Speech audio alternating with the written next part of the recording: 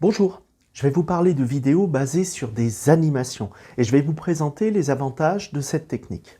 Alors globalement, on peut avoir trois sources d'images pour une vidéo.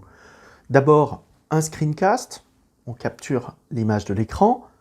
Une image réelle, on va filmer la réalité avec une caméra. Et puis, les fameuses animations dont je vous parle dans cette vidéo. Une animation, c'est une image dessinée que l'on met en mouvement et qu'on fait interagir avec d'autres images pour raconter une histoire et faire passer nos messages. Cette image, elle peut être figurative, un personnage, un objet, un paysage, un décor, ou abstraite, une forme, un texte, une flèche. L'intérêt de passer par un dessin, c'est d'avoir beaucoup plus de liberté que si l'on voulait recréer la scène dans la réalité et la filmer.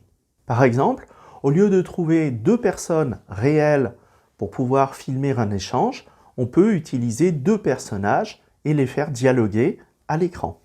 Et puis on va pouvoir aussi s'appuyer sur des schémas, des diagrammes, pour visualiser des choses complexes et très abstraites. Par exemple, on peut résumer des concepts importants. On peut visualiser une procédure, l'enchaînement de différentes tâches. On peut aussi représenter des données chiffrées à l'aide de graphiques ou utiliser des cartes avec des gradients de couleurs pour représenter différentes données liées à la géographie. Avec les animations, on utilise beaucoup de symboles visuels pour renforcer nos messages. Une flèche va être là pour mettre en lien deux éléments qui s'enchaînent. Une énumération va lister différents mots-clés à retenir autour d'une idée. Un même code de couleur va rassembler des éléments similaires. Une vidéo réalisée à base d'animation va nécessiter une écriture très visuelle. Il faut trouver la représentation la plus adaptée à notre message.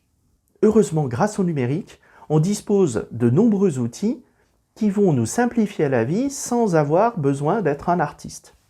Tout d'abord, on peut utiliser l'écran tactile d'une tablette pour enregistrer directement son écriture avec un stylet, à la manière d'une feuille de papier ou d'un tableau.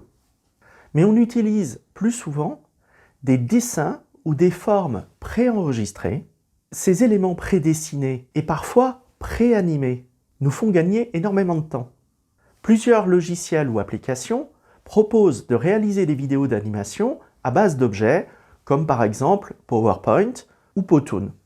L'un des avantages, c'est qu'ils vont nous offrir un catalogue d'objets préenregistrés dans lesquels on va puiser. Il n'y a qu'à faire notre choix et les agencer à l'écran pour leur donner du sens. Et puis, ils vont nous permettre d'affecter à ces objets des effets dont on va se servir pour l'animation. Alors, parmi les effets classiques, on a des effets d'apparition.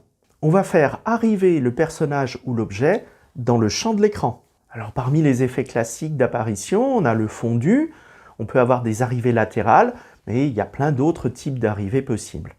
De même, on peut faire disparaître ces objets à l'aide d'autres effets.